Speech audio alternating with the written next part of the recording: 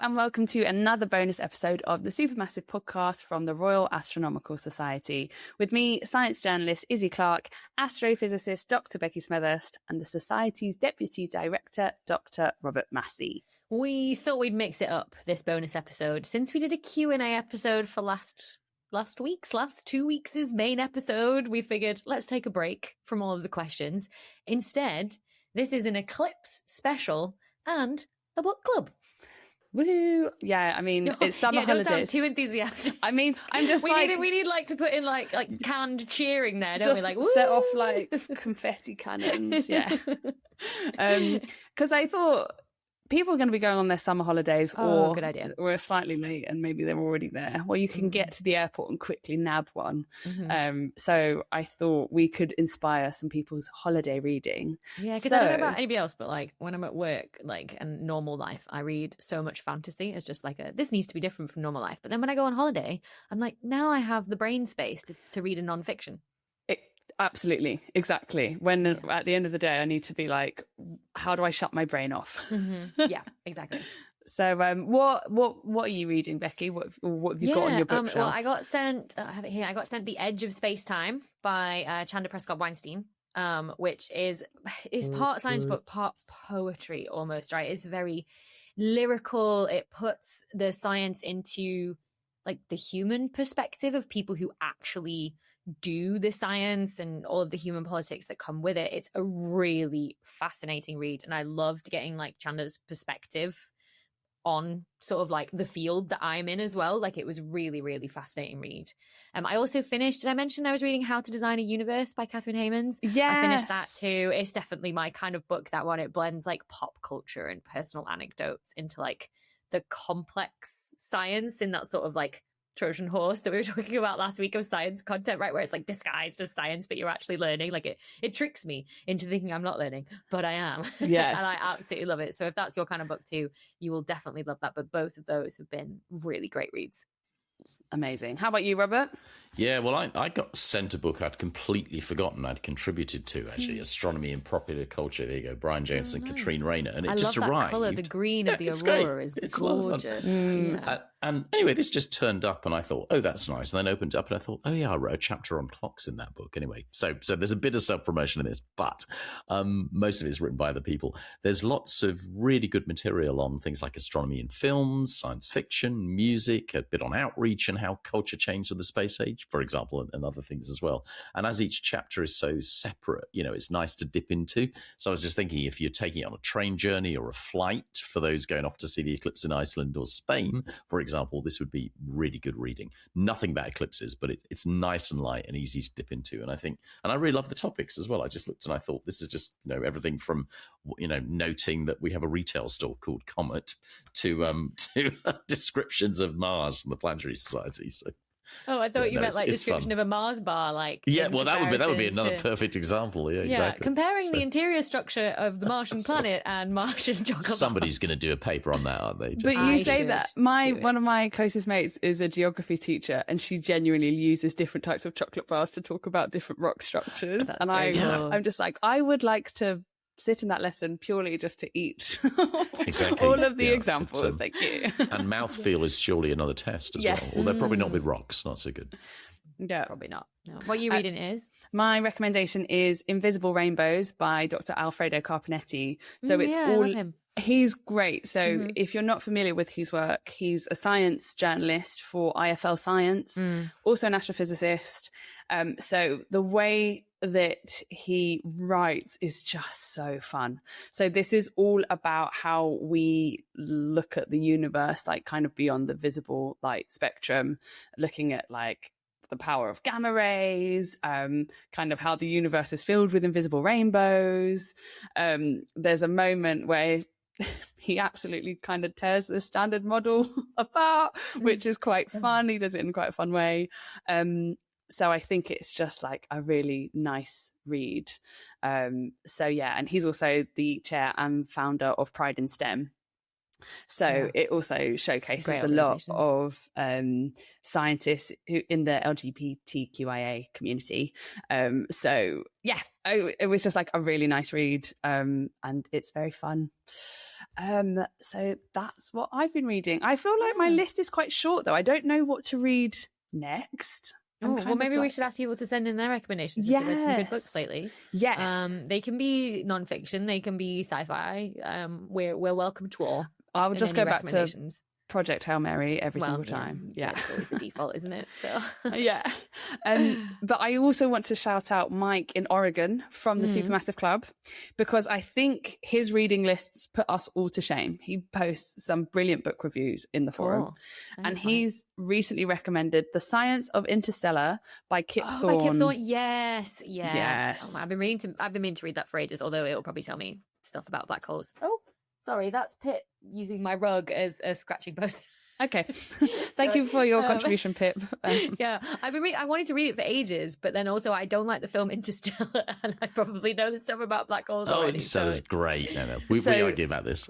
I know. We can argue all day about it. I was going to wondered what you would think about this, but this is Mike's review. Oh, okay. Yeah, sure. Mike, tell me if I should read it.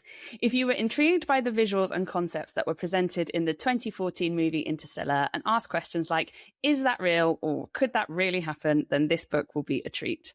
The Science of Interstellar, written by one of the preeminent gravitational physicists of our day and Nobel laureate. And advisor on the film for Interstellar as well. Yeah, exactly. Digs into what is true and accurate, what are true and accurate representations of real physics, what's an educated guess based on our best understanding of physics, and what is pushing the boundaries with speculation about what might be possible. Kip Thorne was the producer's executive producer and resident physicist, and the book is a mind-bending deep dive into how real general relativity became Hollywood visual effects. His verdict, 5 out of 5 stars. It's a masterclass in treating the audience's intelligence with reverence. It proves that nature's actual laws are far more spectacular than anything that a human could just make up. And if you're like me, you'll have to go and watch the movie again to better appreciate the full experience. I will say what was very fun about Interstellar, because everyone's like, how can you hate Interstellar as a black hole person? I absolutely loved the visuals. Like, yes, honestly, they're amazing, because they took like a real simulation of like with general relativistic magnetohydrodynamics around a black hole, and then went, but what would actually that look like in terms of the light? And then they processed that, and that was the VFX side of things. And that was like way more computing power, I think, than even the simulations take, just to be like, why don't we do this anyway? And Mike was saying that actually then there were 2 peer-reviewed astrophysics papers that came off the back of that, because we actually it was just learned something from it, because, actually like propagating like what would happen to the light helped us to work out stuff about how light propagates around black holes, essentially, which the simulations aren't really simulating for. They're simulating for what is the matter doing around a black hole. Yeah. And obviously the matter is glowing, so then that's where the light comes into it, and that's where the VFX come in as well. So it is, I understand why people absolutely love Interstellar, but as an astrophysicist, it's just, I can't. It's just that's where your brain does not switch off. I know it really doesn't. And I've promised so many people so many times that I will make an astrophysicist breaks down Interstellar and why I don't like it video. But every time I try and even think about doing it, I'm just like, it's just too much. I can't even. Mainly because I have to watch the film again. That's too triggering. I didn't know it was this painful. What you have to do is we'll watch along, pause it, and then just speak at a camera, and then carry on. No, because that will just be a rant, Izzie, and that's not helpful to anybody. I actually need to like break it down in a concise manner. Physicist loses mind over Interstellar. Exactly. Also, thank you to Mike for just sending in such a brilliant review. So good. So, shall we get on to some Eclipse discussion? I think that's what a lot of people are probably here to hear about. So start with the basics, Robert. When is it? Yeah, so the big day is the 12th of August. And I should say, this is a total solar eclipse, right? So this is when the moon is precisely between the Earth and the sun. It doesn't happen every month because the moon's orbit is tilted. And also that the lunar shadow is touching the ground. Now, as the moon moves and the Earth turns, that shadow tracks across the world. But it's only ever quite narrow, maybe a few tens, at most a few hundred kilometers across. So a given place on Earth typically sees a total eclipse every 400 years on average. And that's why we get excited about them. Now, they do happen somewhere in the world about every 18 months or so. And we get excited because during a total eclipse, in the total phase, the outer atmosphere of the sun, this corona, the hot outer atmosphere, becomes visible. It just is far too faint to be visible normally because of the light of the sun. And it's completely, utterly beautiful. It's like this flower unfolding in a night in a darker sky. So 12th of August, and for us in the UK, it'll be visible as a partial eclipse before sunset, and about 95% of the sun will be blocked. If you head to Cornwall, the southwest is about the best place from that perspective. And if you're in Southwest Ireland, it's 97%. Now, that's the deepest partial eclipse in the UK and I think in Ireland until 2081. So it's well worth watching, even if you're not making it to Spain or somewhere else. I mean, that's pretty good going, isn't it? For a partial, 95 to going, 97%. But it's like the difference is, honestly, if I could, and I can't, but if I could get on a plane and fly 200 kilometers into totality, it's like the difference between night and day. It's completely extraordinary to see a total eclipse. This will be really spectacular. I mean, I should say there are all these things like you'll see a real change in the quality of the light. You'll see shadows that have got these weird horns on them because the sun will be a crescent sun. So lots of things to see, but it's not a total eclipse. And everybody in Spain and Iceland and Greenland, if they get to see it, and I hope they do, they're going to have an amazing view. Balearic Islands, exactly, as well. It's going to be so good. I think it's going to be pretty spectacular. I'm going to try and get up high with a western horizon view from up high kind of thing if I can, because I think it is going to be an experience even just to see a partial. Because I also can't get on a plane annoyingly around then. Might get some people casually looking at the sun for a sunset and going, wait, what? And realizing, and they might not have known an eclipse was going on kind of thing, and maybe freaking out. But this is what I'm thinking about, because how many people are just going to be going on holiday to Spain in that time and then just suddenly be like, happen to be in Menorca and be like, what is going on that night? Yeah, I was going to say, surely there'll be something about the hotel prices, isn't there? Yeah. Shall I say where people could see it in the world? So where is the best place to see it? So the track runs from Siberia. It goes across the Arctic Ocean, really near the North Pole. It goes over Greenland and Iceland, and there are actually cruise ships going into a Greenlandic fjord. I mean, that would be an amazing place to see it. Across the Atlantic to Spain and a tiny bit of Portugal, and then it ends, Portugal at the start of that, it crosses Spain, ends up in the Balearic Islands, so Mallorca, Menorca, and so on. And the best place really, I think, depends on your priorities. It's at its longest in Iceland, in the peninsula of Lothropjak. I think that's right. Where it lasts over 2 minutes, and that's maximum eclipse. Iceland, though, is often cloudy, so people are going to want to go to places like central and eastern Spain instead because the weather's better there, even if the sun is much lower in the sky. Now, in the UK, I don't think it matters too much where you are because, it'll be like a variation between, particularly in the southern half of the country anyway, between 90 and 95%. Even in northern Scotland, I think it's still 80% or so. So it's not bad, but it is nowhere near as good as totality. And that's why there are going to be people getting on planes to go to Spain and all these other places. Yeah, because they're close by. Next year there's also one that goes over like Gibraltar and like Egypt. That's like a 6-minute style totality that I think is going to perhaps maybe. Well, we're going to get onto that in a moment. Get onto that, exactly. Yes. But, thank you. Sorry, I'm jumping ahead. I think I still haven't seen totality, and that's my trouble. Is that I need to get on a plane at some point. I can't do this year's annoyingly, but. Maybe next year. But I still enjoy a partial eclipse, though. I think partial eclipses are so cool. And I think it's just like you make what you do what you can. Yeah, because not all of us can afford to jump on a plane and all that kind of stuff as well. And partial eclipse is still really cool. And you can watch them. Obviously, like eclipse glasses are some of the best ways of doing it. But again, that's a cost to buy those. So. Although I would like to shout out that Björk is doing a DJ set in Iceland over the eclipse, because she did one for solstice and now she's doing another one in Iceland, and I'm like, now that would get you on a plane with it. Really great. Yeah, I would be up for that. So let's talk about what's the best way to see it, even if it's partially. What are some of those tips that we can share with everyone? All right, so the crucial point is that it's only really safe to look at an eclipse during totality, and that's if you're somewhere like Spain. You're going to know if you're in the path of the total solar eclipse. It's why you're there, right? So in totality.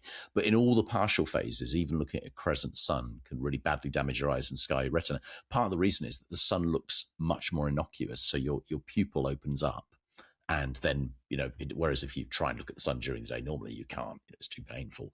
And then you can get scarring. And I did meet a journalist some years ago who'd had their eye damaged in the 99 eclipse in the UK. So it does happen. And had a permanent sort of dark mark on it. So please don't do that. And obviously, please don't make sure any children don't do it as well. You can watch it safely in a number of ways. You can use eclipse glasses. You can check they're not damaged. You get them from a proper supplier. They're very easy to use. You can put a solar filter, a full aperture solar filter on a telescope or binoculars. Again, get one from a reputable supplier. Or you can project an image using a pinhole. And we in the RAS, we've been working, my colleagues have been working on a website to include all these things. If you go to ukeclipse.com, you should find this stuff out. It's also, I don't like doing commercial promos, slightly careful, but First Light Optics, one of the companies supplying the Eclipse glasses, and they are bulk buying them. I think they're very, very affordable as well. So do look at that too. Yeah, and just a reminder that if you do, I always find eclipse glasses buried in a drawer from the last time there was a partial eclipse. And I'm like, oh yeah, these will be fine, despite of them being in the junk drawer and had 2 tons of stuff thrown on top of them for the past 3 or 4 years or whatever. Just if that's also you, just make sure you check those glasses. So a really good way is to hold them up to the big light in your house when it's on and see if there's any light that makes it through. And if there is, do not use them to look at the sun because they're scratched and they're damaged. My favorite way to view a partial eclipse, I know what's coming. Come on, which is free, a colander. Because that's pretty good too, isn't it? It's just so bizarre, and there's just something so joyful about standing, in a park or in your back garden, holding a colander over your shoulder and looking down and going, "Look at all the crescent suns!" It's so fun. And you get that effect with leaves, and it's summer, so people will see that. They're going to be, the trees are in leaf. I think they'll see that as well when they look at shadow. They look at the little suns projected on the ground. Basically anything with a hole in it, whether that's naturally made by leaves on trees, in the sort of that, if you've got a tree that you're like, oh, there's a really nice dappled light, that dappled light is going to be absolute peak place to be during the partial eclipse, because you'll get dappled crescent light. And with the pinhole, do not look through the pinhole, is the other piece of advice, because sometimes people think, oh, pinhole, no, you use that and you put a card behind it, and there are lots of websites. This is the whole point of projecting the light through these little holes. You are not looking at the holes, you are looking at the light that is being projected onto anywhere else. There was a wonderful photo from the 99 eclipse when I was working in Greenwich at the time. I wasn't there, I was out in Iran watching it there, but and they had a picture of everybody in Greenwich Park with their backs to the sun, all holding these pinhole cameras, 2 bits of card, and so hundreds of people just sitting there with the crescent sun projected onto card. That's really fun. It's going to be last minute, but I'm like, right, what are my plans? What am I doing? Where am I going? So, you talked about this a little bit, but when's the next solar eclipse? Because next year's a biggie. It is, 2nd of August next year, 2027. So this time it runs another total solar eclipse. And that's a complete coincidence that it happens to also be in August. It's not like a thing that August is a big year for solar eclipse or whatever. So Europe hasn't had a solar eclipse, a total solar eclipse, since 99. So, and then it gets 2 in a row, and it's this time the track never rains, but it pours. I know, exactly. Southern Spain, North Africa, and the Arabian Peninsula. So there's a lot of interest in this one because it'll be more than 6 minutes long at the peak, close to the maximum possible, and it runs over the site of Luxor in Egypt. So it's already a tourist hotspot, and it's got all these amazing ancient sites, and they will be under a solar eclipse. So I am fairly sure all the accommodations already been booked, and probably was a year ago as well, and certainly by all these tour operators. Now, in the UK next year, it will be less good. 40 to 50% of the sun will be covered. Still worth a go. Still not a bad eclipse. I can't travel this time, because this surgery I've got to have that's coming up. But I'm really hoping that I make it somewhere good next year. Probably won't be Luxor, but maybe southern Spain. I'll see. Yeah, I know so many colleagues that are already like, oh, I've got my hotel in Luxor booked already. And I'm like, okay, well, I haven't figured that out yet, but I'll figure it out. I quite like the idea of seeing it from Gibraltar. Yeah, exactly. Something fun, just being a rock in the middle of 2 continents and the sea, just being like, I've never been to Egypt. It would be a nice little trip. Oh, Pip's now using my sofa as a Pip is on an absolutely mad one today. She's on a mad one. I don't know if you can hear that. She's just so excited for the eclipse is the thing. Yeah, that's clearly it. On this eclipse chat, she's just like, but yeah, I need to get something sorted for that because I think that's gonna be good. And then the one that I'm also very excited about, if you're thinking, well, I'm nowhere near Europe. Well, in 2028, also in July, August, not entirely sure which, there's an eclipse that goes over Australia and goes right over Sydney Harbour, which I think would be amazing. But then I remembered it's winter in Australia in like July or August, so it might be also cloudy. So it's one of those things where you probably end up in the outback, but how cool would it be to be like on Sydney Bridge or in Sydney Harbour, like near the Opera House, and then the eclipse happening? That would just be incredible. So that's it, isn't it? It's just like the excitement, just like a moment like that can spark. It's just like, it'd be so good. I either feel like you need to be like with a load of people, so you get that with everybody, or you need to be like completely alone somewhere in nature, so you hear the reaction of nature. Like there's no in between. Yes. Yeah. You can't be pottering around doing stuff and be like, oh yeah, okay, fine. No. And can I just ask, like, when there is an eclipse, what science is happening during that? Like, are people actively studying that, or do people just enjoy looking at it?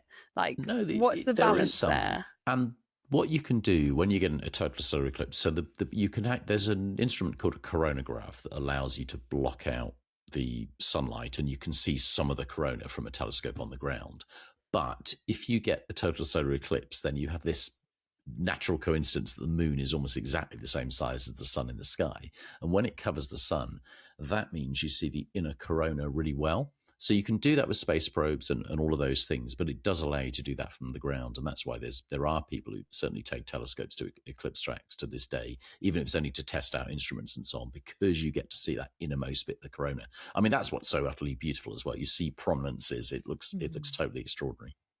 Yeah, there's a lot of solar physics that goes on. And then, of course, historically, it was all about proving general relativity as well, because you could see the positions of stars behind the sun during the eclipse, and you could see the fact that their positions changed because their light, as it traveled around the sun, got bent by the curvature of space, which proved Einstein's theory of general relativity. And that was something the RAS co-funded, and I really like the fact that work ultimately led to things like sat-nav in cars. So, you know, your sat-nav in your car works because my organisation 107 years ago paid for two expeditions to go and watch a solar eclipse. Yeah, it's really, really cool. And I also, just picking up on something you said where it was like, oh yeah, just coincidentally the moon is the same size as the sun. You know, it's 400 times smaller, but 400 times closer. My sister in the garden the other day when we were talking about the eclipse just turned to me, and my sister is nearly 30. And she was like, I just realised that that's not the same on other planets, that we just have this because it is a coincidence. And I was like, yeah. We are. So it's a nice reminder that, like, you know, we are in a very good privileged position on Earth with the moon's distance, because also the moon's drifting away from us all the time. So in the past we didn't get total solar eclipses, so we're just in the right place at the right time. We are. I mean, it's giving big main character energy. Lovely. Not that humans needed their egos inflating anymore, but exactly. Oh, lovely. Well, I'm really excited for it. Again, if anyone is watching it, let us know what your plans are. Send us your photos. We'd love to see them. Photos. Not just the photos of the eclipse, like send us photos of you watching the eclipse and you enjoying the eclipse. That's what we want to see. Yes. And stay safe, please. It's like how, you know, when people are like, when you go to a gig, I don't want to see like your grainy picture you got of this tiny person on a stage somewhere that I can't really see from a great distance. I just want to see a picture of you enjoying the gig. Yeah. The same thing for the eclipse. It is.